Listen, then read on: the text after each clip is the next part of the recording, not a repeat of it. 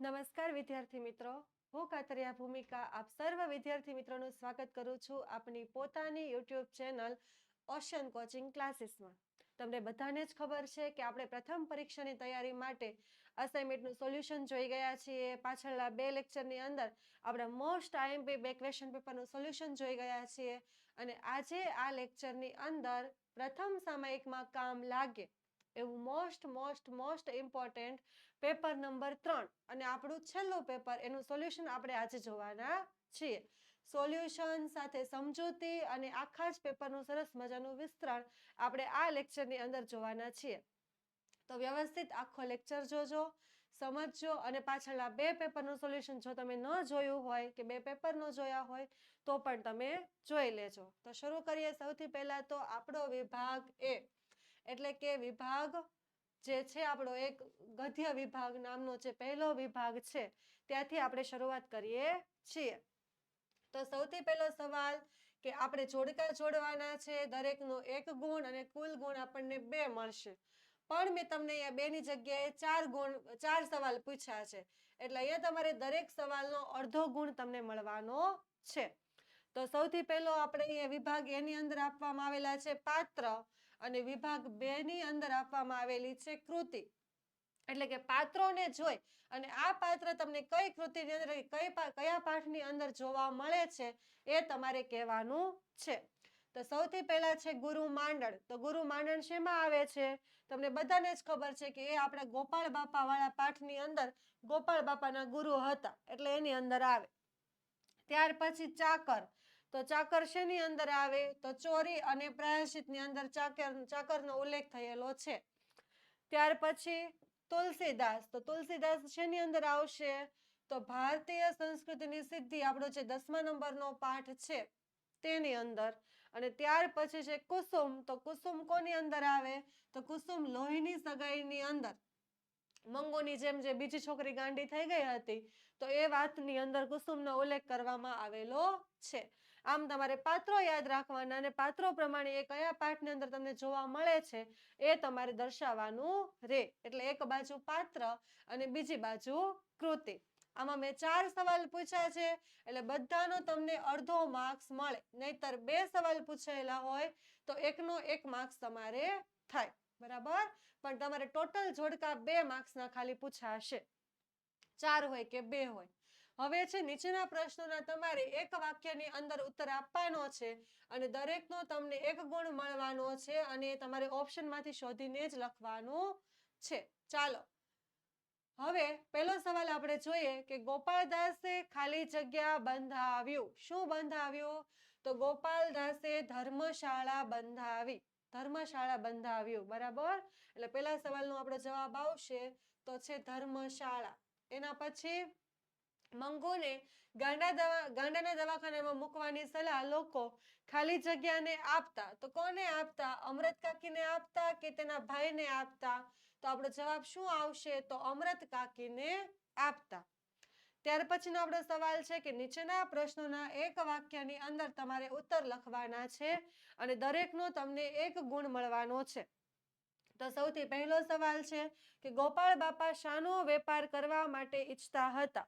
તો એનો જવાબ શું આવશે? કે ગોપાળ બાપા હરિનામનો વેપાર કરવા માટે ઈચ્છતા હતા. એને શું કીધેલું કે મારા ગુરુએ મને એવી આજ્ઞા કરેલી છે કે મારે તો હવે હરિનામનો જ વેપાર કરવાનો છે.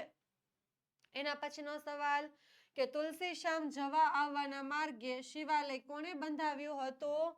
તો જોઈએ તુલસીશ્યામ જવા આવવાના માર્ગે શિવાલય પેશવા સરકારે બંધાવ્યું હતું અને પછી એનો જીર્ણોદ્ધાર કરાવવાનો અને લોકોને આશરો આપવાનો એવું સયાજી રાવે ગોપાળ બાપાને કામ સોંપ્યું હતું.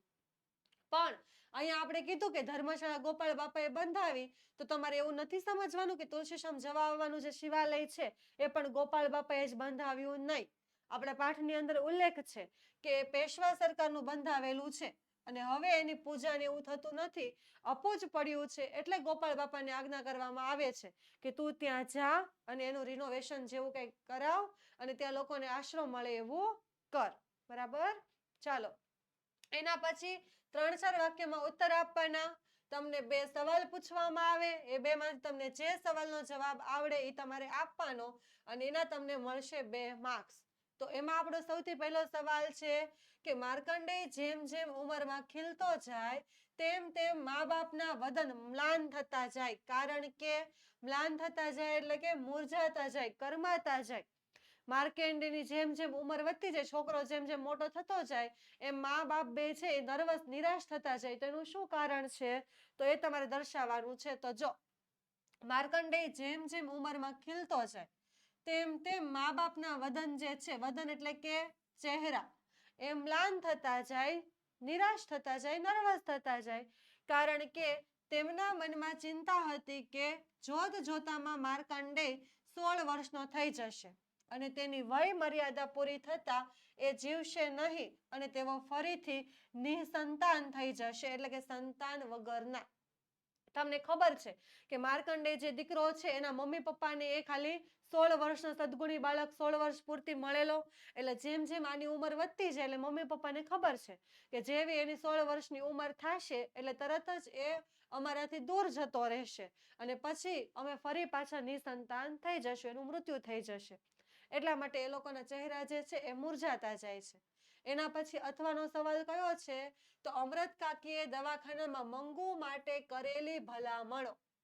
મેં તમને પેપર 2 સમજાવ્યું હતું ત્યારે અમૃત કાકીને દવાખાનાની વર્ણનની વાત કરી હતી ત્યારે એ પેપરની અંદર મેં તમને ઉલ્લેખ કરેલો છે કે ભલામણો પણ તમને 2 માર્ક્સની અંદર પૂછાઈ શકે છે અને બહુ જ ઇમ્પોર્ટન્ટ છે. તમારે આ પાકી કરી નાખવાની ખાસ કે અમૃત કાકી કઈ કઈ ભલામણો કરે છે. તો જો આની અંદર ભલામણોનો ઉલ્લેખ કરવામાં આવેલો છે. તો જોઈએ તો અમૃત કાકીએ દવાખાનામાં મંગુ માટે પરિચારિકાઓને એટલે કે નર્સોને કેટલીક ભલામણો કરી. કઈ કઈ કે મંગુને મૂંગા ઢોર જેટલું ભાન નથી, એટલે કે એટલી પણ સમજ શક્તિ ધરાવતી નથી, તો તમારે એનું વધારે ધ્યાન રાખવું પડશે.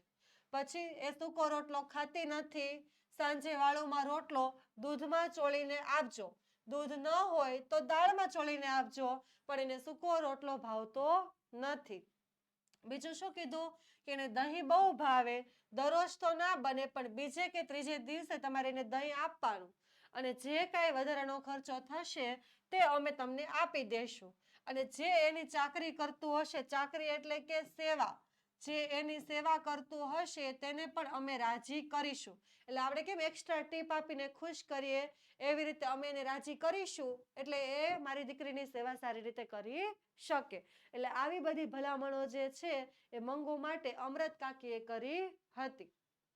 ચાલો એના પછી જોઈએ તો 8-10 વાક્યની અંદર મુદ્દાસર ઉત્તર લખવાનો છે. એમાં પણ તમારે 2 માંથી કોઈ પણ એક જ સવાલનો જવાબ લખવાનો અને એના તમને 4 માર્ક્સ મળવાના છે. તો આપણો પહેલો સવાલ છે કે ગાંધીજીના અંતરમાં થતા મનોમંથનનું વર્ણન એ તમારે જણાવવાનું છે.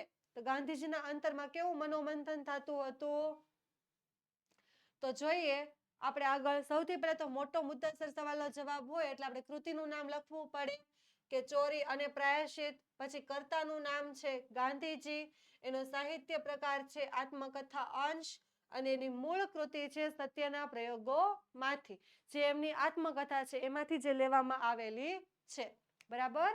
તો હવે આપણે સવાલનો જવાબ જોઈએ કે ગાંધીજીને સૌપ્રથમ બીડી પીવાની તીવ્ર ઈચ્છા થઈ, તે પૂરી ન થતા ચોરી કરી અને અંતે આપઘાત કરવાનું મન થયું અને આ 3 ઘટના બન્યા પછી તેમના અંતરમાં વિચારોનું મંથન શરૂ થઈ જાય છે, જેને જ આપણે મનોમંથન કહીએ છીએ. મનની અંદર અવનવા વિચારો આવવા અને અવનવા વિચારોનું મંથન થવું. જેમ કે જો હું તમને એક્ઝામ્પલ તરીકે કહું કે આ 3 મોટી ઘટના એના જીવનની અંદર બની તો એ વિચારે કે આવું મારે નહોતું કરવું જોઈતું પણ મારાથી થઈ ગયું છે, તો આ ભૂલ સુધારવા માટે મારે શું કરવું જોઈએ, પિતાજી સામે કહું કે ન કહું તો કઈ રીતે કહું, એનો રિએક્ટ શું મળશે. આ બધા જ જે વિચારોનું મંથન મનની અંદર કરવું તો એને આપણે મનોમંથન કહીએ છીએ. તો આવો સવાલ જો તો તમારે ગભરાઈ જવાનું નથી કે આ ગાંધીજીનું મનોમંથન, આવું તો કઈ આપણે અંદર ભણવામાં આવ્યું નહોતું તો આ ક્યાંથી સવાલ આવ્યો. પણ મનોમંથન એટલે તમારે આવી રીતેના જે વિચારો છે મનના એ તમારે દર્શાવવાના છે. એ 3 ઘટનાને આધારે થશે. તો જોઈએ કેવું મનોમંથન છે. જો કે આપઘાત કરવા માટે ઝેર જોઈએ તો પાછું ઝેર કોણ લાવી આપે એ મોટો સવાલ છે. અને ઝેર ખાઈને અને મૃત્યુ ન થાય તો, અને જો મરી પણ જાય તો પાછું મરીને શું લાભ? કેટલા બધા સવાલ છે. જો કે મરવું જ છે, પણ તો મરવા માટે ઝેર કોણ લાવી આપે? અને ઝેર ખાધા પછી ન મર્યા તો પાછા પરિવારજનોને આપણે સવાલના જવાબ આપવા પડે કે કેમ મરવાની કોશિશ કરીને, શું દુઃખ પડી ગયા. અને જો કદાચ મરી જાય તો પાછો મરીને શું લાભ? એ પણ સવાલ છે. આવા અનેક પ્રશ્નો એમને ઘેરી વળે છે. અંતે રામજીના મંદિરે જઈ અને દર્શન કરી મનને શાંત કરવું અને આપઘાતનો વિચાર ભૂલી જવો એવો નિર્ણય ગાંધીજી લઈ લે છે કે રામજી મંદિરે આપણે જઈએ અને આપઘાતની બધી વાતને પડતી મૂકીએ. હવે આપણે કાંઈ આપઘાત કરવો છે નહીં, એમાં આપણને કાંઈ લાભ થવાનો નથી એમ વિચારી અને એ નિર્ણય જે આપઘાતનો લીધો હતો એ પડતો મૂકી દે છે.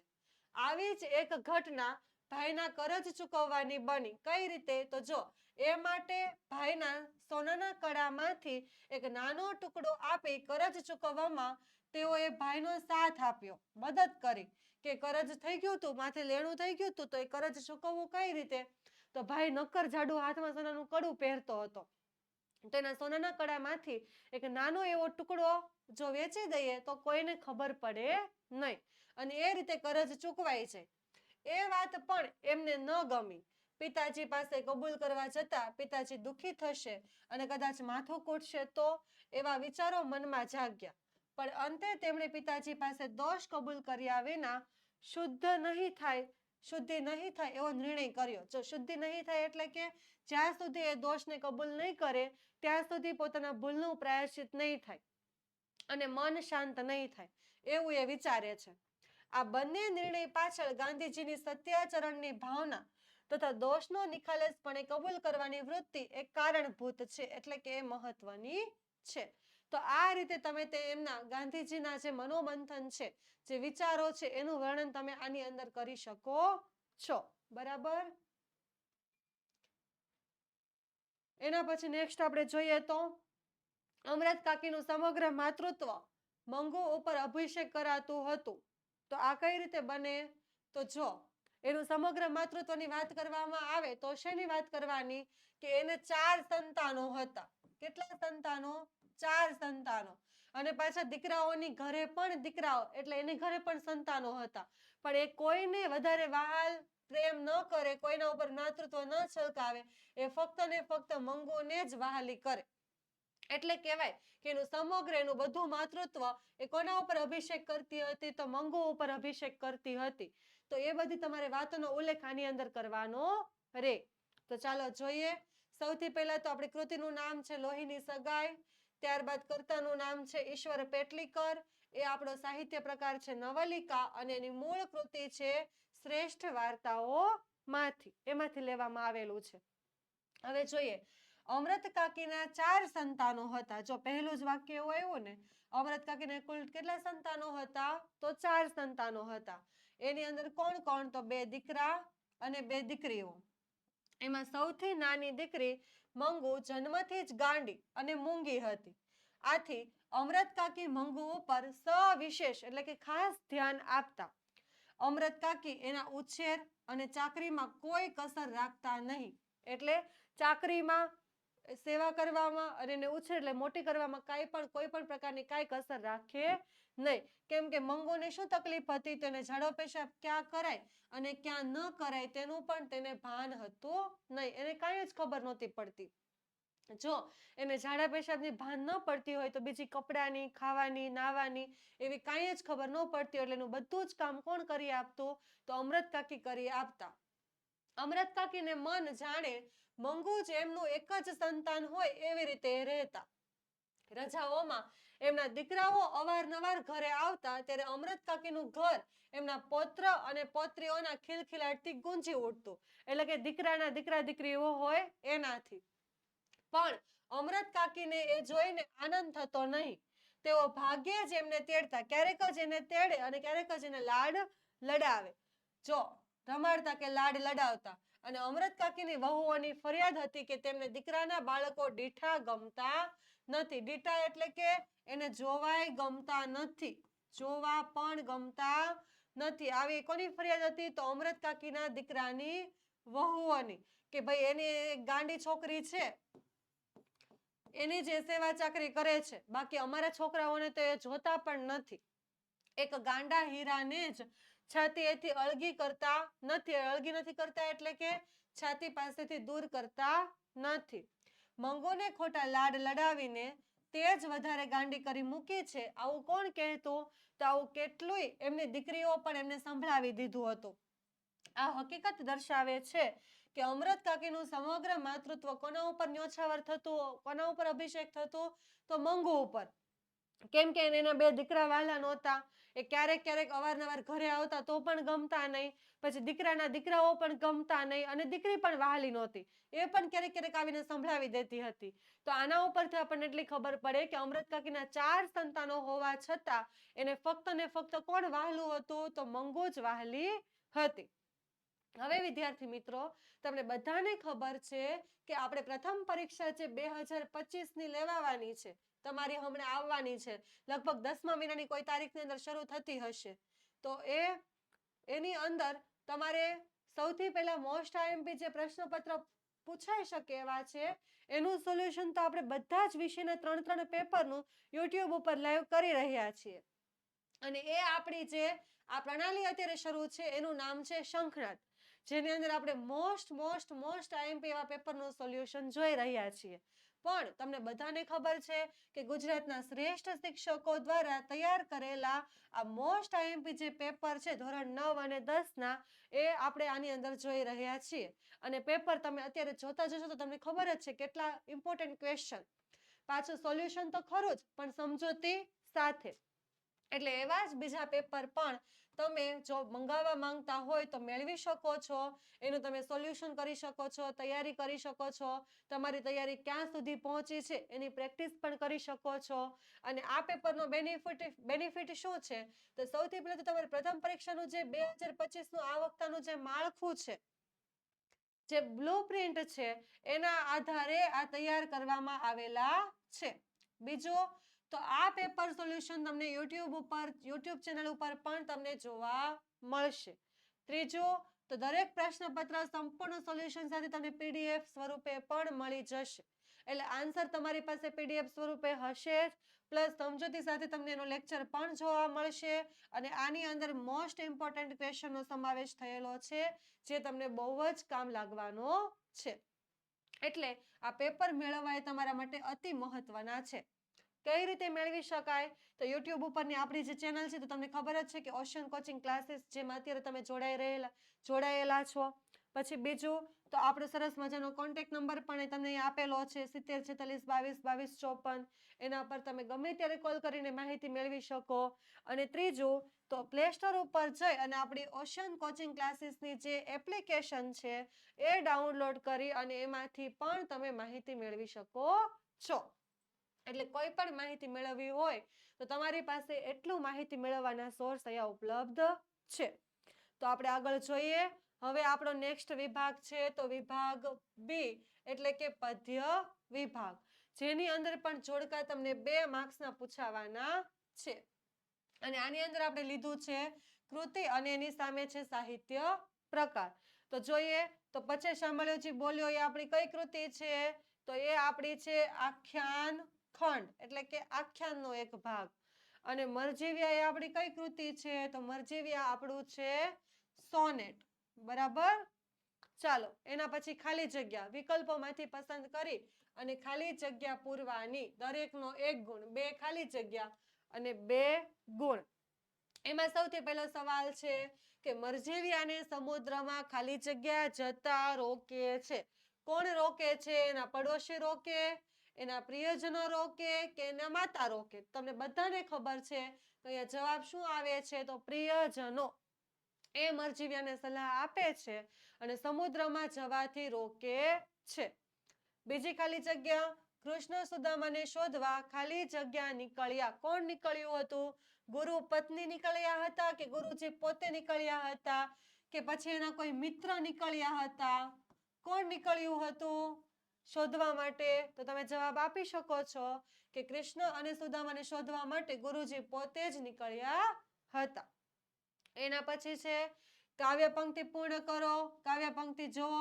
તારામંડળમાં જેમથી લઈ અને મુખ પર વારું ત્યાં સુધીની તમારે લખવાની છે અને એના પણ તમને 2 માર્ક્સ મળવાના છે. તો જોઈએ તો જો તારામંડળમાં જેમ શસ્યર શોભે હેમે જડી ગહીરો તેમ ગોવાળમાં ગિરધર શોભે હરિહરધરનો વેરો. વહાલાજીનું રૂપ હૃદયમાં વસ્યું મનડું તે ઘસ્યું મારું આળ કરી આલિંગન દીધું તનમન મુખ પર વારું. એટલે કે જો અહીંયા મુખ પર વારું ત્યાં સુધીની લખવાની અને તારામંડળમાં જેમ શસ્યર શોભે ત્યાંથી તમારે શરૂ કરવાની. એટલે 4 લીટીની તમે કાવ્ય પંક્તિ લખો એના તમને 2 માર્ક્સ મળવાના છે.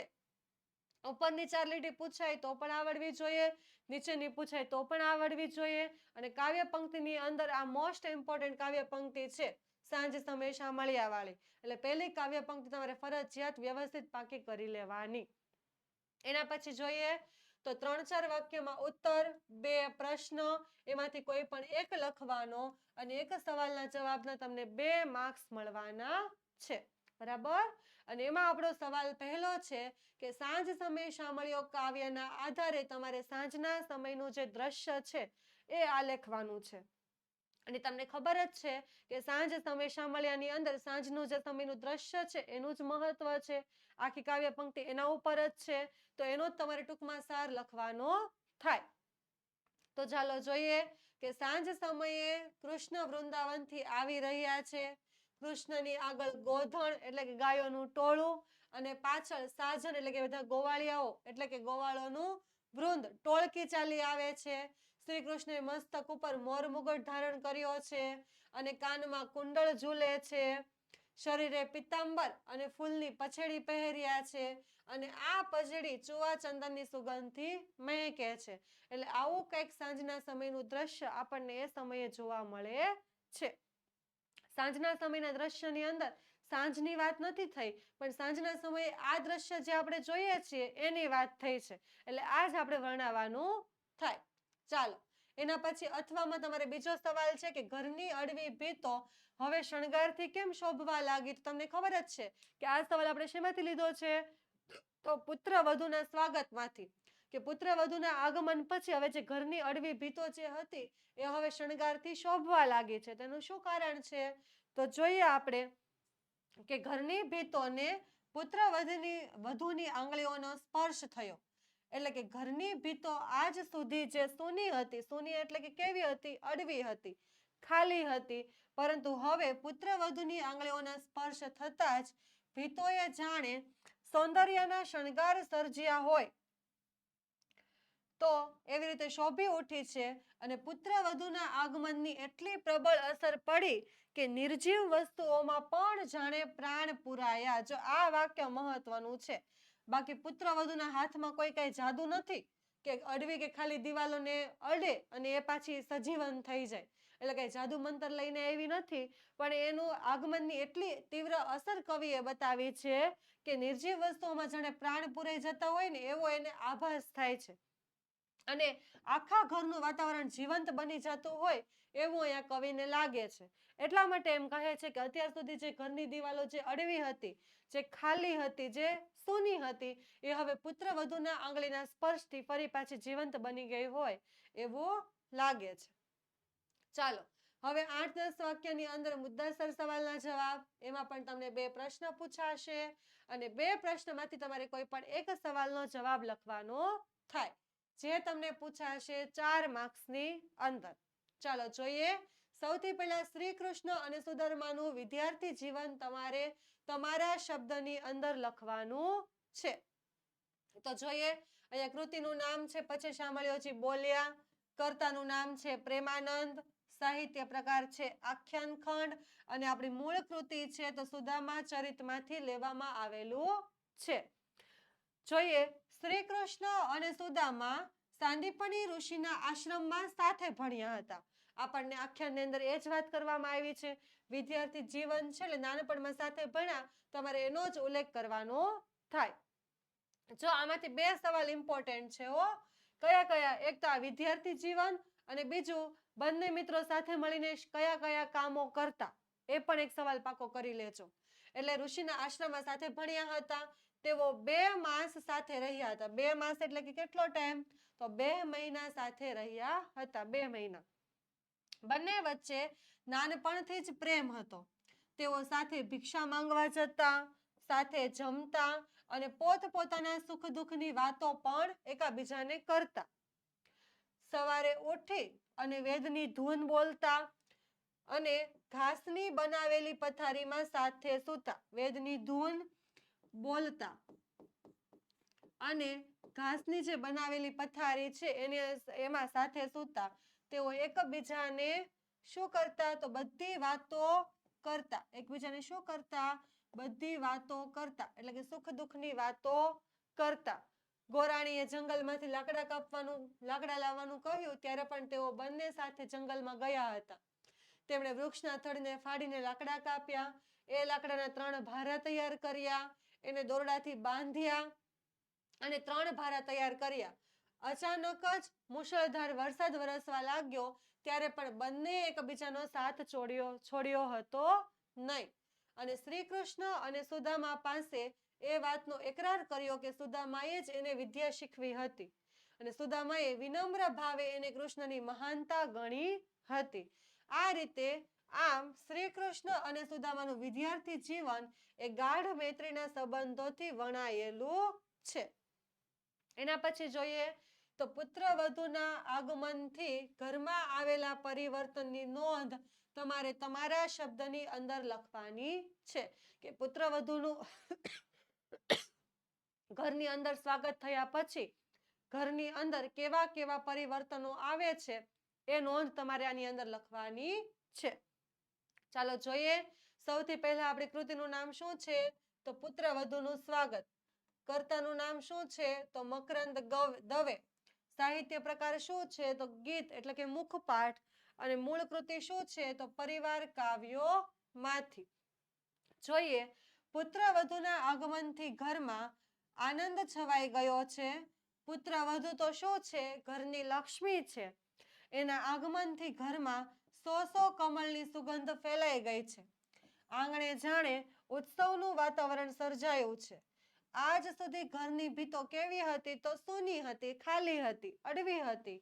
પરંતુ પુત્રવધૂની આંગળીઓનો સ્પર્શ થતા એ ભીતોએ જાણે કે સૌંદર્યનો શણગાર સર્જ્યો હોય એવું લાગે છે અને એણે વહાલભરી વાણીથી સૌના દિલ જીતી લીધા છે. પુત્રવધુ તો ઘરનું છત્ર, ઘરની છાયડી અને અગાસીનું ખુલ્લું આકાશ છે. એટલે કે સાસરીના કુટુંબની આબરૂનું શું છે? તો એક ઢાંકણ છે. એની શીતળ છાયામાં સૌ નિશ્ચિંત છે. કોઈને કઈ ચિંતા નથી અને ખુલ્લા આકાશની જેમ એક ખુલ્લા દિલની પણ છે. એટલે કે બધા જ લોકોનો સ્વીકાર પણ કરી લે છે. બરાબર. હવે આપણે જોઈએ વિભાગ સી, આપણો વ્યાકરણ વિભાગ, જે તમને ટોટલ પૂછાશે 12 માર્ક્સની અંદર. એટલે કે આ બધા જ જે 16, 17, 18, 19, 20 એવા પ્રશ્નો હશે એ બધા જ પ્રશ્નો એક માર્ક્સના તમારે ગણવાના. હવે આની અંદર તમારો સૌથી પહેલો સવાલ છે સાચી જોડણી શોધીને લખવાની. આમાં તમને 2 જોડણી પૂછાણી હોય તો 2 જોડણી તમારે, જોડણીનો સવાલ 1 માર્ક્સનો છે એટલે એક જોડણીનો તમને અડધો માર્ક્સ મળવા પાત્ર રહે. તો અહીંયા તમને આપ્યું છે અભિષેક. તો અભિષેકની સાચી જોડણી શું થશે? તો અભિષેકની સાચી જોડણી થશે આ. એટલે કે અહીંયા ષટકોણનો શ આવશે, શરણાઈનો શ નહીં. એના પછી છે રવિન્દ્ર. આ શબ્દની તમારે સાચી સંધિ જોડવાની છે જે 1 માર્ક્સમાં તમને પૂછાવાની છે. તો જોઈએ રવિન્દ્ર, એમાં શું થશે? તો રવિન્દ્ર આ રીતે. બરાબર. આ તમારું સાચું પડે. એના પછી સંધિ છોડો. તો અહીંયા જોડણી તમને એક જ પૂછાણી છે એટલે આ જોડણી તમારી થશે 1 જ માર્ક્સની. બરાબર. હવે જોઈએ હિમાલય. આ શબ્દની તમારે સંધિ છૂટી પાડવાની છે. તો આ સંધિ કઈ રીતે છૂટી પડશે? તો હિમ વત્તા આલય. આ તમારી સાચી સંધિ છે. હિમ વત્તા આલય. બરાબર. એના પછી જોઈએ તો તળપદા શબ્દનું શિષ્ટ રૂપ તમારે આપવાનું છે. તો છોતરા. આનું શિષ્ટ રૂપ શું થશે? તો છાલ. આ તમારો સાચો જવાબ થાય. છોતરા એટલે કે છાલ. નીચેના વાક્યોમાં રેખાંકિત સંજ્ઞાનો પ્રકાર તમારે જણાવવાનો છે. તો ભારત દેશ પરમ પવિત્ર દેશ છે. તો દેશ, તો એમાં શું આવશે? તો જાતિવાચક સંજ્ઞા. આમાં ભારત કીધું હોત તો શું આવત? તો આવત વ્યક્તિવાચક. બરાબર. પણ અહીંયા દેશ કીધું છે એટલે બંને દેશ શું થાય? જાતિવાચક સંજ્ઞા થાય. એના પછી સમાનાર્થી શબ્દો. તો અહીંયા છે દોષ.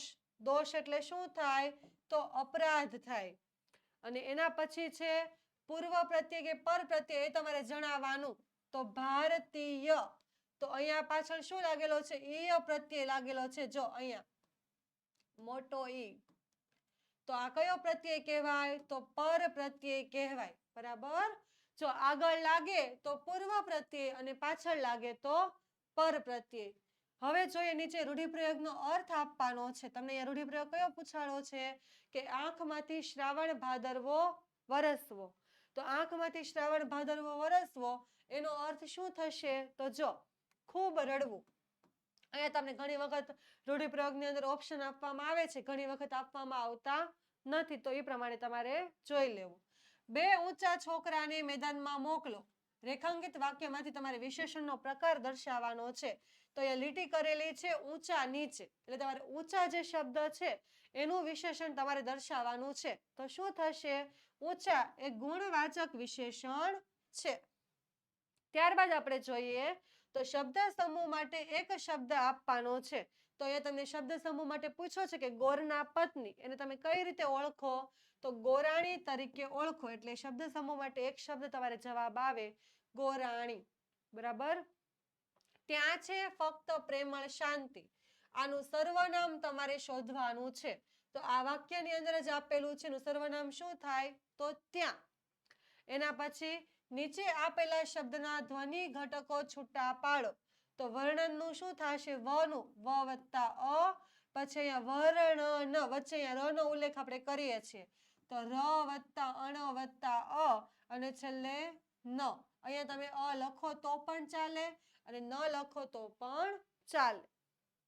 ચાલો હવે એના પછી આપણે જોઈએ વિભાગ ડી, એટલે કે આપણો જે અર્થ વિસ્તાર છે તે. આમાં તમને બે પૂછાશે, એમાંથી તમારે કોઈ પણ એક લખવાનો થાય અને એના તમને 3 માર્ક્સ મળે. તો જોઈએ આપણે આપણો સૌથી પહેલો અર્થ વિસ્તાર. તો સોબત કરતા શ્વાનની બે બાજુનું દુઃખ, ખીજ્યું કરડે પિંડોએ, રીઝ્યું ચાટે મુખ. જો આ પંક્તિઓમાં કવિએ કૂતરાના ઉદાહરણ દ્વારા સમજાવ્યું છે કે હલકા માણસની સોબત કરતા આપણને જ નુકસાન થાય છે. સોબત કરવી એટલે કે તો એની સાથે રહેવું, એની સાથે મિત્રતા કરવી કે એનો સંગ કરવો. તો એનાથી શું થાય છે? તો આપણું નુકસાન થાય છે. કઈ રીતે? તો જો પહેલા તમારે એક પેરેગ્રાફની અંદર સીધો આનો અર્થ જ સમજાવી દેવાનો અને બીજા પેરેગ્રાફની અંદર તમારે આના વિસ્તારથી ઉદાહરણો આપી અને સમજાવવાનો પ્રયત્ન કરવાનો. તો જો કૂતરાની સોબત કરવામાં આપણને બંને રીતે નુકસાન થાય છે. કઈ બંને રીતે? તો જો તે આપણા પર ખીજાય તો આપણને કરડે છે, તો આપણને નુકસાન છે જ. આપણને ખીજાઈ જાય તો આપણને કરડી જાય અને ઇન્જેક્શન લેવા પડે. અને જો તે આપણા પર ખુશ થાય તો આપણું મોં ચાટવા લાગે છે અને એનામાં પોતાનો વહાલ પ્રગટ કરવાનો ઉમળકો હોય છે. એટલે કે એવો એને વહાલ પ્રગટ કરવાનું એની રીત જ એવી હોય છે કે આપણું મોઢું ચાટી અને એનો વહાલ પ્રગટ કરે. પણ એને વિવેક નથી. શું વિવેક નથી? કે કઈ રીતે વહાલ પ્રગટ કરવો તે. આપણા સમાજમાં આવા કેટલાક નાદાન માણસો હોય છે, એટલે કે કૂતરા દ્વારા આપણને આવા ખરાબ માણસોનો પરિચય આ વિચાર વિસ્તારમાં આપવામાં આવેલો છે કે તેમની મિત્રતા પણ આપણને ક્યારેક મુશ્કેલીમાં મૂકી દે છે. જો તે આપણા દુશ્મન બને તો તે આપણું મોટું નુકસાન કરે જ છે, પણ આવા લોકોની મિત્રતા કરવાથી આપણે બદનામ થઈએ છીએ.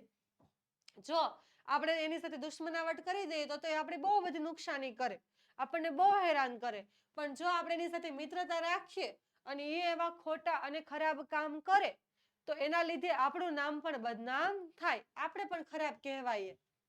એટલે તેમની દુશ્મનાવટથી તેઓ આપણા કામોમાં વિઘ્નો ઊભા કરશે અને આપણે સારા માણસોનો જ સંગ કરવો જોઈએ. એવા ખરાબ માણસોનો કોઈ દિવસ સંગ કરવો જોઈએ નહીં, કેમ કે એની મિત્રતા પણ સારી નહીં અને એની શત્રુતા પણ સારી નહીં. કૂતરા દ્વારા આપણને સમજાવવાનો એવો પ્રયત્ન કર્યો છે. એના પછી અથવામાં બીજો પૂછાણો છે. બંને આજે વિચાર વિસ્તાર આ પેપરની અંદર મિત્ર ઉપર જ છે. જો મિત્ર એવો શોધવો જે ઢાલ સરીખો હોય, સુખમાં પાછળ પડી રહે, દુઃખમાં આગળ હોય. જો કેવો મિત્ર શોધવાનો કે ભલે સુખમાં પાછળ રહે, સુખમાં આપણને સાથ સહકાર ન આપે, પણ દુઃખમાં હંમેશા કેવો હોવો જોઈએ? તો આગળ હોવો જોઈએ. આ પંક્તિઓમાં સાચા મિત્રનું ઉત્તમ લક્ષણ દર્શાવવામાં આવેલું છે કે સાચો મિત્ર કોને કહી શકાય? તો કવિ કહે છે કે આપણે એવા મિત્રની શોધ કરવી જોઈએ જે ઢાલ સમાન હોય. એટલે ગમે તેવી મુશ્કેલી હોય તો આપણી સામે આપણી તરફ ઢાલ બનીને ઊભો રહે. એટલે કે મુસીબતને પણ કહી દે કે પેલા મને સ્પર્શીને પછી જ તારે મારા મિત્ર પાસે જવાનું. એટલે કે બધી જ મુસીબતના સમયે એ આપણે પૂરેપૂરો આપણને સાથ આપતો હોય. જેમ ઢાલ યોદ્ધાને શત્રુના ઘાથી બચાવે છે, તેમ સાચો મિત્ર આપણને જીવનના સંકટો અને દુઃખથી રક્ષણ આપે છે. મિત્રતાનો સાચો માપદંડ સુખ દુઃખની વહેંચણીમાં છે કે આપણે કઈ રીતે બંને એકબીજાને સુખ દુઃખો વહેંચી અને સાથે રહેતા હોય તેના ઉપર.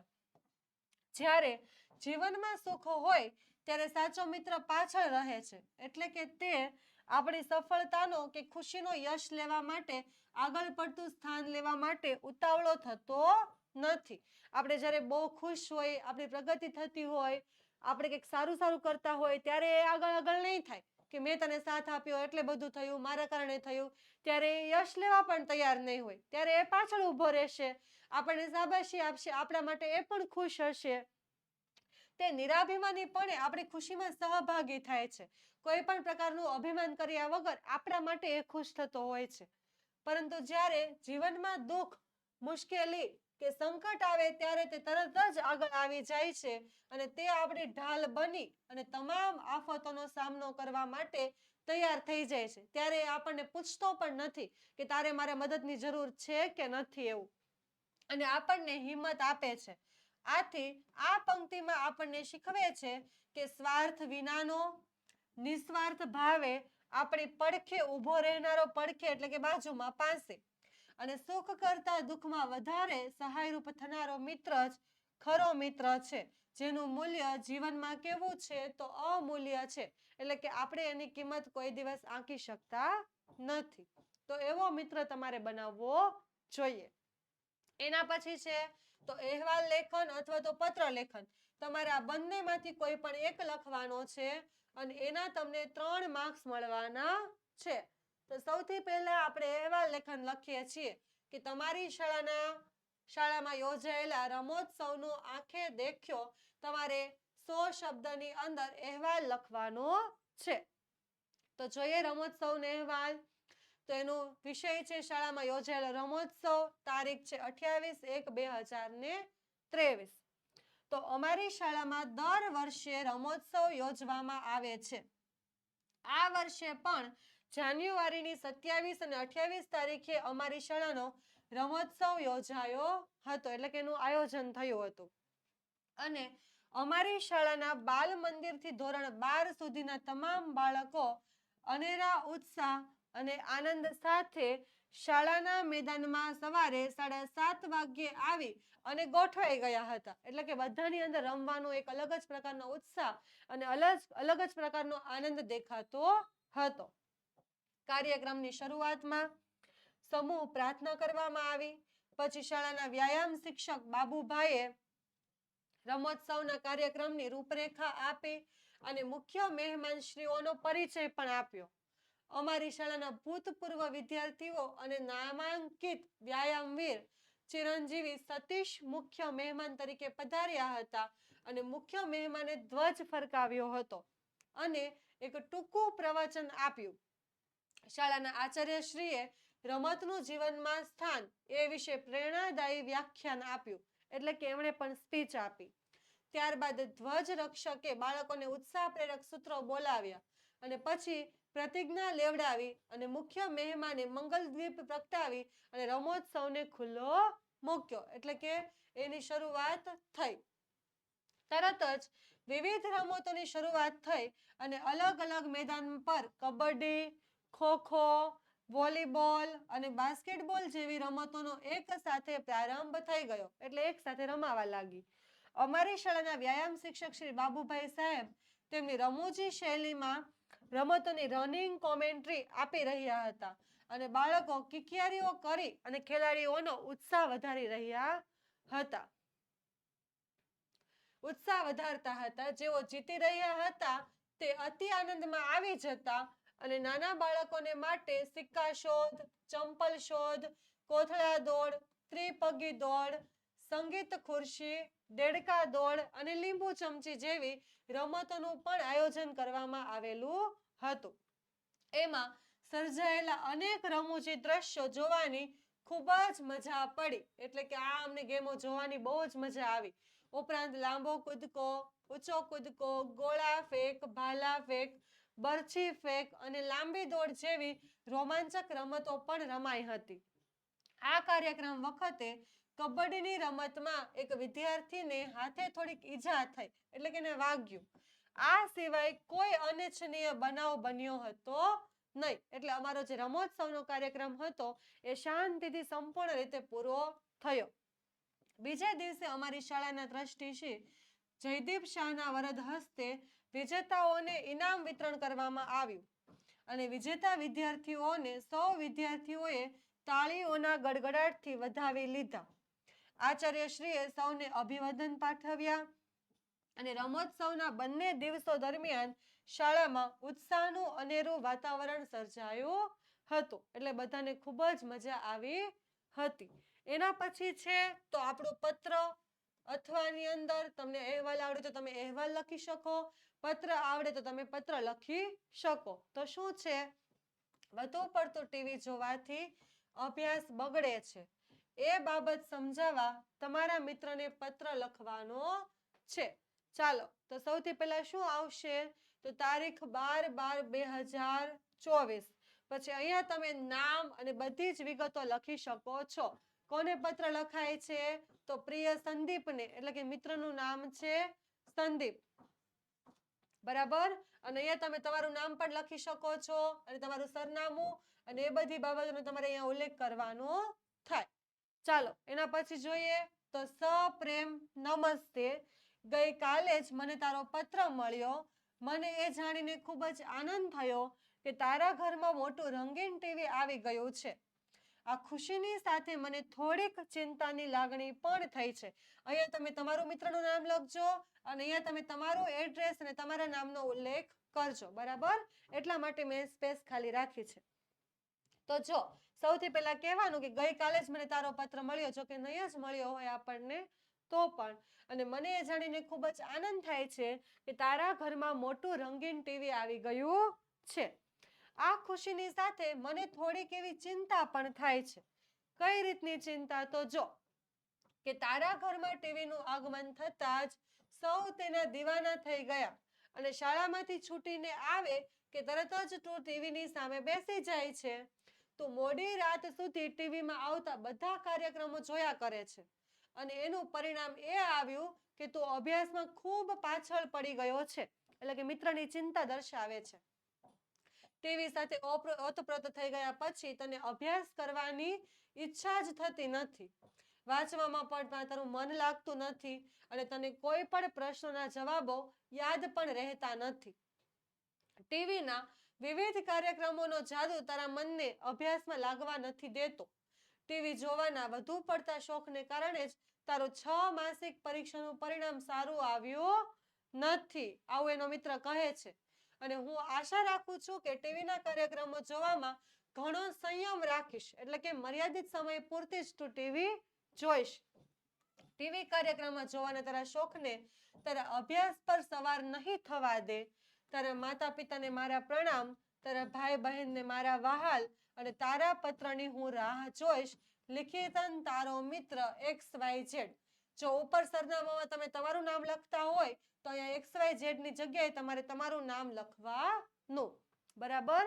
એટલે આ પત્રની અંદર મિત્રને સમજાવવાનું છે કે ટીવી જોવાના શોખને કારણે તારો અભ્યાસ કઈ રીતે બગડે છે, પરીક્ષાનું રિઝલ્ટ કઈ રીતે ખરાબ આવ્યું. એટલે ટીવી જોવાની, પણ એને ટાઈમ ટેબલ નક્કી કરીને મર્યાદિત સમય પૂરતી જોવાની. ટીવીમાં જ ખૂટ્યું રહેવાનું નહીં. હવે અહીંયા છે પદ્યાર્થ ગ્રહણ વાંચી અને નીચેના પ્રશ્નોના ઉત્તર આપો. અહીંયા તમને ઓપ્શનમાં બે વસ્તુ પૂછાય, યા તો પદ્યાર્થ ગ્રહણ પૂછાય યા તો ગદ્યાર્થ ગ્રહણ પૂછાય. બરાબર? ગદ્યાર્થ ગ્રહણ કોને કહેવાય? તો ફકરા ઉપરથી સવાલ જવાબ હોય. અને પદ્યાર્થ ગ્રહણ કોને કહેવાય? તો કાવ્ય પંક્તિ ઉપરથી સવાલ જવાબ હોય. આગળના બે પેપરનું આપણે સોલ્યુશન કર્યું, એની અંદર આપણે ગદ્યાર્થ ગ્રહણ મૂકેલું છે, એટલે કે ફકરા મૂકેલા છે. અને આની અંદર આપણે પદ્યાર્થ ગ્રહણ એટલે કે કાવ્ય પંક્તિ મૂકેલી છે, જે તમારે બહારથી જ પૂછાશે, પાઠ્યપુસ્તકનું કંઈ હશે નહીં. આના ઉપરથી તમને બે સવાલ જવાબ પૂછાશે અને બંને સવાલ જવાબના તમને 2 માર્ક્સ મળવાના છે. અને એ સવાલના જવાબ પણ તમારે આની અંદરથી જ શોધીને આપવાના હોય છે. તો ચલો જોઈએ. સૌથી પહેલા તો અસ્ત થતા રવિ પૂછતો અવિનને સારશે કોણ કર્તવ્ય મારા. સાંભળી પ્રશ્ન એ સ્તબ્ધ ઉભા સહુ, મોં પડ્યા સર્વના સાવ કાળા. તે સમે કોળિયું એક માટી તણું, ભીડને કોક ખૂણેથી બોલ્યું, મામૂલી જેટલી મારી ત્રેવડ પ્રભુ, એટલું સોંપજો તો કરીશ હું. આ કોની પંક્તિ છે? તો રવિન્દ્રનાથ ટાગોરની. અને એનો અનુવાદ કોણે કરેલો છે? એટલે કે બીજી ભાષામાં ટ્રાન્સલેશન તો ઝવેરચંદ મેઘાણી. બંને જ નામાંકિત સાહિત્યકારો છે. એટલે સરસ મજાની રચના ઉપરથી આપણને કેવા સવાલ પૂછાયા છે તો જોઈએ કે અસ્ત થતા રવિ એટલે કે સૂર્ય કોને શો પ્રશ્ન પૂછે છે? તો અસ્ત થતા રવિ સૂર્ય અવિનને પૂછે છે કે મારા કર્તવ્યને સારશે કોણ. એટલે કે સૂર્યનું કર્તવ્ય શું છે? તો આપણને પ્રકાશ આપવાનું. તો એના કર્તવ્યને કોણ સારશે? એટલે કે એનું કર્તવ્ય કોણ પૂરું કરશે? તો કોઈ જવાબ આપતું નથી, પણ નાનું એવું કોડિયું દીપક જવાબ આપે છે કે પ્રભુ મારાથી બનતો પ્રયત્ન હું કરીશ. હવે આપણને ખબર છે કે ક્યાં સૂર્યનો પ્રકાશ અને ક્યાં પેલા દીપકનો પ્રકાશ, બંનેમાં જમીન આસમાનનું અંતર છે, તો પણ એ હિંમત કરે છે. એ આ પંક્તિની અંદર વાત કરવામાં આવેલી છે. બીજું, રવિએ અવનીને પ્રશ્ન પૂછ્યો તો સૌના ઉપર શી અસર થઈ? તો સૌ સ્તબ્ધ બની ગયા અને બધાના જ મોઢા કાળા પડી ગયા અને કોઈએ ઉત્તર આપ્યો નહીં. છેલ્લે પેલા દીપકે બિચારાએ ઉત્તર આપ્યો કે મારાથી બનતા એટલા હું પ્રયત્ન કરીશ. બીજા કોઈ કઈ ઉત્તર આપતા નથી. એટલે આ રીતે તમારે કાવ્ય પંક્તિ ઉપરથી શોધી અને બે સવાલના જવાબ આપવાના અને 2 માર્ક્સ તમારે બેઠે બેઠા મેળવી લેવાના. ત્યાર પછી જોઈએ આપણા મુદ્દા આધારે નિબંધ, જે તમને પૂછાય છે 6 માર્ક્સનો. તમને એમાં 3 નિબંધના ઓપ્શન આપવામાં આવશે અને 3 માંથી તમારે કોઈ પણ એક જ નિબંધ લખવાનો છે. તો સૌથી પહેલા આપણો એ નિબંધ છે કે વૃક્ષો આપણા મિત્રો. મુદ્દાની અંદર પ્રસ્તાવના છે, વૃક્ષોની ઉપયોગિતા છે, વૃક્ષ એક સંત જેવો અને છેલ્લે ઉપસહાર. આ બધા જ નિબંધો હું તમને ખાલી ટૂંકમાં કહી દઉં છું, એટલે થોડા ઘણા સમજાવીશ, પણ વધારે ડીપમાં આપણે અસાઇનમેન્ટની અંદર આ બધું જ ભણી જ ગયા છીએ. આપણે વિકાસ પરીક્ષા લક્ષી આખું અસાઇનમેન્ટ જોઈ ગયા છે. જો તમે હજુના લેક્ચર ન જોયા હોય તો તમે પાછા ફરી એ ખોલી આપણી યુટ્યુબ ચેનલની અંદર બધા જ લેક્ચર મૂકેલા છે. આપણા પહેલાના 2 પેપર અને આપણું આખું જ અસાઇનમેન્ટનું સોલ્યુશન તો એક વખત જોઈ લેજો. બરાબર? એની અંદર લગભગ 12 જેટલા નિબંધો છે. તો જોઈએ આપણે કે વૃક્ષો ધરતીની શોભા છે. વૃક્ષો આપણને અનેક રીતે ઉપયોગી છે. તેના પાન હવામાંના કાર્બન ડાયોક્સાઇડનો ઉપયોગ કરી વનસ્પતિ માટે સ્ટાર્ચ બનાવે છે અને પ્રાણવાયુ મુક્ત કરે છે. આમ તે હવાને શું કરે છે? તો શુદ્ધ કરવાનું કામ કરે છે. કે આપણે કાર્બન ડાયોક્સાઇડ જે કાઢીએ એનો એ ઉપયોગ કરે અને પ્રાણવાયુ ઓક્સિજન આપણને પૂરું પાડે, જેનો આપણે શ્વાસ લેવામાં ઉપયોગ કરી શકીએ છીએ. એટલે સૌથી પહેલા તો આપણી શ્વાસોશ્વાસની ક્રિયામાં જ વૃક્ષો સૌથી અતિ મહત્વના છે. વૃક્ષો ન હોય તો ધરતી વેરાન રણ જેવી બની જાય છે. વૃક્ષો વાદળાને ઠંડા પાડે છે, તેથી વરસાદ વધારે પડે છે અને વરસાદ વધારે પડે તો જ આપણી પાણીની જે જરૂરિયાત છે, આપણી ખેતીની જે જરૂરિયાત છે, એ બધું પૂરું પાડી શકાય. વૃક્ષો જમીનને પાણીથી થતું ધોવાણ અટકાવે છે. તે રણને આગળ વધતું અટકાવે છે. વૃક્ષની છાયામાં પશુઓ અને વટે માર્ગો એટલે કે રસ્તામાંથી પસાર થતા લોકો, તેને આપણે વટે માર્ગો તરીકે ઓળખીએ છીએ. તો એ બધાને શું આપે છે? તો છાંયડો અને આરામ આપે છે. વૃક્ષો પર પંખીઓ માળા બાંધે છે. વૃક્ષો આપણને ફળ અને ફૂલો પણ આપે છે. ટીમુરના જે પાન હોય એનો ઉપયોગ આપણે બીડી બનાવવાની અંદર કરી શકીએ. ખાખરાના પાનમાંથી આપણે પડિયા અને પતરાળા બનાવતા હોય, જે પડિયાનો આપણે ઉપયોગ કરતા હોય તે. પછી વૃક્ષોનું લાકડું આપણે બળતણ તરીકે વાપરીએ છીએ. અને કેટલાક વૃક્ષોના લાકડામાંથી આપણે ઘરનું રાચરચીલું બનાવીએ છીએ, એટલે કે ફર્નિચરમાં યુઝ કરતા હોઈએ છીએ, જેમ કે સાગનું લાકડું. વૃક્ષો આપણને મધ, લાખ, ગુંદર, રબર તેમજ કેટલી ઔષધિઓ આપે છે.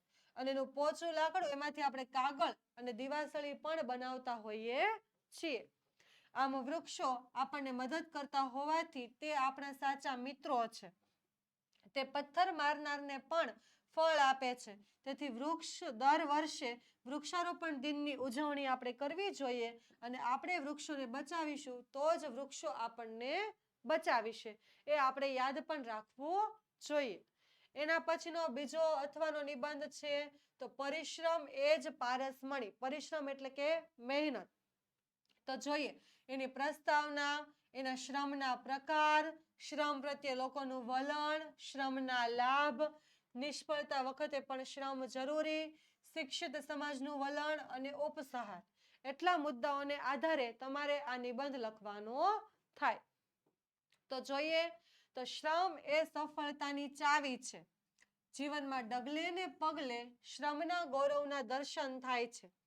જગતના તમામ ધર્મોએ શ્રમનો ઉપદેશ આપ્યો છે. જો આપણે એવું નથી કે ખાલી હિન્દુ ધર્મની અંદર જ શ્રમનું મહત્વ છે, પણ બધા જ ધર્મએ શ્રમને સારું એવું મહત્વ આપ્યું છે અને શ્રમના ઉપદેશો પણ આપ્યા છે. જેમ કે બાઇબલ કહે છે કે તું તારો પસીનો રેડીને તારી રોટી ખાજે, એટલે કે તું તારા પરસેવાનું જ ખાજે. બીજાની મહેનતનું તું કોઈ દિવસ કઈ લેતો નહીં. કોઈ પણ પ્રકારના પરિશ્રમ વિના રોજી મેળવી સમાજ માટે બોજારૂપ બનનાર માનવીને ગીતામાં ચોર કહેવામાં આવેલો છે. એટલે કે જે આપણા હિન્દુ ધર્મની જે ભગવદ્ ગીતા છે એની અંદર શું કહેવામાં આવ્યું છે કે બીજાના પરિશ્રમની રોજીરોટી ખાઈને જો આપણે જીવતા હોઈએ તો આપણે એક પ્રકારના ચોર છીએ. એના પછી પરિશ્રમનો અર્થ મજૂરી કે વેતરું નહીં. એટલે કે આપણે ખરેખર પરિશ્રમ કોને કહેતા હોય તો આપણી ઘરે ગટર લાઈન ખોદવાવાળા આવે કે મકાનનું ચણતર કરવાવાળા કડિયા હોય કે રસ્તા ઉપર કામ કરવાવાળા વ્યક્તિ હોય તો એને આપણે શ્રમિકો કહીએ. એટલે કે મજૂરો, અને એ શ્રમ કરે એનો આપણે ઉલ્લેખ કરીએ છીએ. પણ ખરેખર શ્રમ કે પરિશ્રમ એટલે મહેનત એ કાંઈ એવી મજૂરી કામ નથી, પરંતુ શું છે તો જાત મહેનત છે. એટલે પોતાની રીતે આપણે પોતાના માટે મહેનત કરવી તે. માણસે જીવનમાં એશો આરામને મર્યાદિત સ્થાન આપી પોતાના શક્ય એટલા કાર્યો જાતે કરવા જોઈએ. આપણાથી આપણા કામો જે પોતાના પર્સનલી હોય, ઘરમાં કામો હોય, આપણી ખુદની સગવડતા માટે લગતા કાર્યો હોય એ આપણે જાતે કરવા જોઈએ, કોઈ બીજા ઉપર થોપવા જોઈએ નહીં. અને એશો આરામને બદલે એ કામ જો કરશું તો પણ આપણે પરિશ્રમ કર્યો એવું આપણે કહી શકશું. કોઈ પણ પ્રકારના કામ પ્રત્યે શરમ નથી રાખવાની. ઉપેક્ષા કે ધૃણાની દ્રષ્ટિએ જોવા શ્રમની ખુમારી રહેલી છે. અને કમનસીબે આપણો શિક્ષિત સમાજ શ્રમથી દૂર ભાગતો જાય છે. એટલે શિક્ષિત સમાજ જે ઓફિશિયલી નોકરીને એવું કરતા હોય તો એને આવો નાના મોટા કામો કરવા એને ગમતા નથી, એટલે એનાથી દૂર ભાગતા જાય છે. જેમ કે કડિયા, સુથાર, દરજી, ખેડૂત જેવા શ્રમજીવો પ્રત્યે ધૃણાની નજરે જોવા લાગ્યા છે. ઓફિસમાં કારકુનો અને અન્ય અધિકારીઓ ખુરશીમાં બેઠા બેઠા મોટા ભાગના કાર્યો બીજા પાસે કરાવવા પોતાની મહત્તા માને છે કે અમે તો ભાઈ પૈસાવાળા છીએ, અમે તો મોટા બોસ છીએ, એટલે ચા લાવવી, કોફી લાવવી કે આ વસ્તુ આ જગ્યાએથી પેલી જગ્યાએ મોકલવી એવા કામ અમે જાતે કરીએ નહીં. એ માટે કારકુનને એવા નીચા પ્યુનને એની સુવિધા રાખે અને એની પાસે કામ કરવામાં પોતાની એ મહત્તા માને, મહાનતા માને. શ્રીમંતો તો બધું કામ નોકરો મારફત કરાવવામાં ગૌરવ અને આનંદ અનુભવે છે. શારીરિક શ્રમ પ્રત્યેની આ સુગ આપણા દેશનું એક વ્યાપક દૂષણ છે. સુગ એટલે કે એ શારીરિક શ્રમ એટલે કે જે આપણા શરીરનો ઉપયોગ કરીને મહેનત કરવાની થાય એ પ્રત્યે આ લોકોને શું હોય છે તો એક સુગ એટલે કે અભાવો હોય છે. એવા કામ આ લોકોને કરવા ગમતા નથી. શ્રમથી મનુષ્યનું શરીર ઘડાય છે અને મન પણ પ્રફુલ્લિત રહે છે, એટલે કે આનંદમાં રહે છે. શ્રમથી વ્યવસ્થા શક્તિ ખીલે છે અને મનોબળ પણ દ્રઢ બને છે. શ્રમ કરનાર માણસ પોતાનું કાર્ય નિષ્ઠાપૂર્વક અને સમયસર કરી શકે છે. એને કદી પારકી આશા સદા નિરાશા એવું બનતું નથી. બીજા ઉપર આધાર રાખીએ તો નિરાશ થાય ને. આપણે જાતે જ આપણું કામ જાતે કરતા હોય તો કોઈ દિવસ આપણે નિરાશ થવાનું હોતું નથી. નો કડવો અનુભવ થતો નથી. વળી શ્રમથી પ્રાપ્ત કરેલી વસ્તુ વધુ પ્રિય લાગે છે, એટલે આપણને વધુ ગમે છે, કેમ કે આપણી મહેનતનું હોય છે. શ્રમ કરવાથી માણસ કરકસર કરી શકે છે અને બહોળો એટલે કે મોટા ભાગનો નવો અનુભવ પણ મેળવી શકે છે. શ્રમ કરનાર માણસનું ઘરમાં, કુટુંબમાં અને સમાજમાં ઊંચું મૂલ્ય અંકાય છે. જેણે કામ કર્યું એ કહેવત કેટલી સાચી છે કે સખત પરિશ્રમ કરનાર માનવી જ ઉજ્જવળ અને નિશ્ચિત ભાવિનું ઘડતર કરી શકે છે. જે મોજ મસ્તી કરતા હોય એ કોઈ દી ભવિષ્ય પોતાનું સુધારી શકે નહીં. જે દેશના લોકો પરિશ્રમનું ગૌરવ કરે છે તે જ દેશ ઝડપી પ્રગતિ સાધી શકે છે. પરિશ્રમ રૂપી પારસમણી દુઃખને સુખમાં, નિરાશાને આશામાં અને નિષ્ફળતાને સફળતામાં ફેરવી નાખે છે. પ્રચંડ પરિશ્રમ એટલે બહુ વધારે પડતી મહેનત એ પ્રબળ પુરુષાર્થ બળે જ મનુષ્ય વિકાસની પરિસીમાએ પહોંચી શક્યો છે, એટલે કે જે ઈચ્છે એટલો વિકાસ એ સાધી શકે છે. ધીમે ધીમે ભારતના લોકોને શ્રમનું મહત્વ સમજાવા લાગ્યું છે, એટલે કે ધીમે ધીમે એ જીવનની અંદર શ્રમનું કેટલું મહત્વ છે એ સમજવા લાગ્યા છે. આપણા નેતાએ અને મહાપુરુષોએ શ્રમ ઉપર ભાર મૂક્યો છે. આપણી હાલની શિક્ષણ પદ્ધતિમાં પણ શ્રમ ઉપર ભાર મૂકવાના પ્રયાસો શરૂ થઈ ગયા છે. અને એક કવિએ ખરું જ ગાયું છે કે સિદ્ધિ તેને જય વરે જે પરસેવે નહાય, એટલે કે જે મહેનત કરે એને જ બધી સિદ્ધિઓ મળે છે. ખરેખર નૂતન ભારતનું નિર્માણ એ શ્રમના સાધકો દ્વારા જ થઈ શકશે, આરામ મોજ મસ્તી કરવા વાળા દ્વારા નહીં. હવે આપણે ત્રીજો નિબંધ છે મારી પ્રિય રમત. એના મુદ્દા શું છે તો પેલા પ્રસ્તાવના, ક્રિકેટની લોકપ્રિયતા, ક્રિકેટ મારી પ્રિય રમત હોવાના કારણો અને પ્રયત્નો અને ક્રિકેટના ફાયદા અને ઉપસાર, એટલા મુદ્દા છે. તો જોઈએ આપણે આ રમત વિશે નિબંધ. તો આપણા દેશમાં ક્રિકેટની રમત એટલી બધી લોકપ્રિય થઈ ગઈ છે કે બાળકો ક્રિકેટ સિવાયની રમતોને જાણે કે ભૂલી જ ગયા છે. એટલે ક્રિકેટ બધાને એટલું બધું ગમે છે કે ક્રિકેટ સિવાયની કોઈ બીજી રમત ઉપર હવે કોઈનો રસ હોતો નથી. ક્રિકેટ રમતનો રાજા ગણાય છે. કોઈ પણ બે દેશો વચ્ચે મેચ રમાતી હોય ત્યારે કેટલાય ક્રિકેટ પ્રેમીઓ શાળા કે કોલેજમાં કે ઓફિસોની અંદર રજા રાખીને અને મોંઘી ટિકિટો ખરીદીને સ્ટેડિયમમાં મેચ જોવા માટે જાય છે. ઘેર ઘર ટેલિવિઝન પર મેચ જોવાય છે, બરાબર. અને ઓફિસોમાં પણ કર્મચારીઓ કામ પડતું મૂકી અને મેચ જોવામાં લાગી પડે છે. ચારે બાજુ મેચની જ વાતો થતી હોય છે અને ક્રિકેટના દડામાં કોણ જાણે કેવા જાદુ કે કરોડો લોકો તેની પાછળ ઘેલા બની જાય છે, એટલે કે ગાંડા બની જાય છે. રમતા હોય ત્યાં ક્રિકેટરો એ સિક્સર ને ફોર ને મારતા હોય અને ડિસ્કો બધા અહીંયા ઘર બેઠા કરતા હોય, એવો આનંદ હોય છે ક્રિકેટનો. મારા પિતાજી એક શાળામાં વ્યાયામ શિક્ષક છે અને તેઓ પણ ક્રિકેટના પૂરેપૂરા શોખીન છે અને નિયમિત તેઓ ક્રિકેટ પણ રમે છે. એટલે હું નાનો હતો ત્યારે મારી સાથે ક્રિકેટ રમતા અને પછી મારા બાળ મિત્રો સાથે સોસાયટીમાં હું ક્રિકેટ રમતો. એટલે અહીંયા શેની વાત હવે થાય છે તો જે મને ક્રિકેટ ગમે છે એના કારણો એ વાળી વાત થાય છે કે હું 10 વર્ષનો થયો ત્યારે ક્રિકેટના કોચિંગ ક્લાસમાં જવા લાગ્યો. ત્યાં મને બોલિંગ અને બેટિંગની સઘન તાલીમ મળી, એટલે કે સારી એવી પ્રેક્ટિસ થઈ. 2 વર્ષમાં મેં ક્રિકેટમાં ઘણી બધી પ્રગતિ કરી અને આજે હું સારો બેટ્સમેન ગણાવ છું. હું દરરોજ સવારે મિત્રો સાથે ક્રિકેટ રમું છું. દર રવિવારે અમે સરસ મજાની મેચનું આયોજન કરીએ છીએ. હું મારી શાળાની ક્રિકેટ ટીમનો કેપ્ટન છું અને અમે ઘણી શાળાઓ સામે મેચ રમ્યા છીએ અને જીત્યા પણ છીએ. મને અનેક વાર શ્રેષ્ઠ બેટ્સમેન તરીકેના ચંદ્રકો એટલે કે ઇનામો પણ મળ્યા છે. મારી બેટિંગ વખતે હું ચોગ્ગા અને છગ્ગા ફટકારી પ્રેક્ષકોને ખુશ કરી દઉં છું. આથી હવે હું છોટા સચિન તરીકે પણ ઓળખાવા લાગ્યો છું. એટલે મને બધા છોટા સચિન તરીકે ઓળખે છે. હું સતત ઉત્તમ બેટ્સમેન થવાનો પ્રયત્ન કરું છું અને હું ટીવી ઉપર દર્શાવાતી એક પણ મેચ જોવાનું કોઈ દિવસ ચૂકતો નથી. એટલે બધી જ મેચ હું શાંતિથી અને વ્યવસ્થિત રીતે જોતો હોઉં છું. એ મને જોવી ગમે છે. સમાચાર પત્રમાં આવતા ક્રિકેટ અંગેના લેખો અને ફોટાઓનો પણ હું સંગ્રહ કરું છું. એટલે કે એને સાચવીને રાખી મૂકું છું. ક્રિકેટ રમવાના અનેક ફાયદા છે. ક્રિકેટની રમત રમનાર અને જોનાર બંનેને આનંદ આપે છે. ક્રિકેટ રમવાથી આપણી અંદર શું શું વસ્તુ ખીલે છે, કયા કયા ગુણો આવે છે, તો શિસ્ત, સહકાર, કેમ કે ટીમ વર્ક છે, સહનશીલતા, એકાગ્રતા, નિડરતા જેવા ગુણોનો વિકાસ થાય છે અને આપણામાં ખેલદિલીની ભાવના પણ જાગે છે, ખેલ પ્રત્યે પ્રેમ. સાચો ક્રિકેટર હારથી કદી હતાશ થતો નથી અને ક્રિકેટની ટીમમાં પસંદગી થતા દેશ વિદેશનો પ્રવાસ ખેડવા પણ આપણને મળે છે. એટલે કે દેશ વિદેશની આપણે મુલાકાતો પણ કરી શકીએ છીએ અને નામની સાથે અઢળક દામ પણ મળે છે. એટલે સારી એવી કમાણી પણ આપણી કરી શકાય છે. મને વિશ્વાસ છે કે મારો ક્રિકેટ માટેનો જે લગાવ અને મારી મહેનત છે એ મને એક દિવસ જરૂર સફળતાના શિખરે પહોંચાડી દેશે. તો આ થયો એનો ક્રિકેટ માટેનો પ્રેમ. હવે વિદ્યાર્થી મિત્રો, આપણી જે આઈએમપી બેચ છે 2024 માટેની, એ ટૂંક જ સમયમાં લોન્ચ થવાની છે.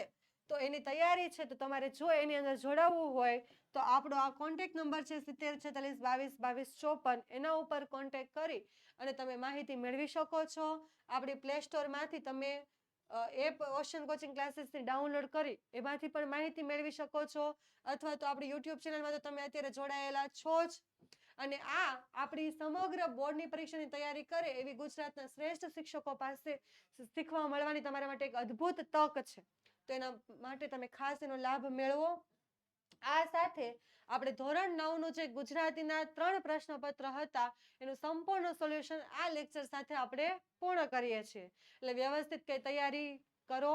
કંઈ પણ પ્રશ્ન હોય તો કોમેન્ટ બોક્સની અંદર મને જણાવજો. તમને ચોક્કસ સોલ્યુશન મળશે. મહેનત કરજો, વાંચજો. Best of luck. Thank you.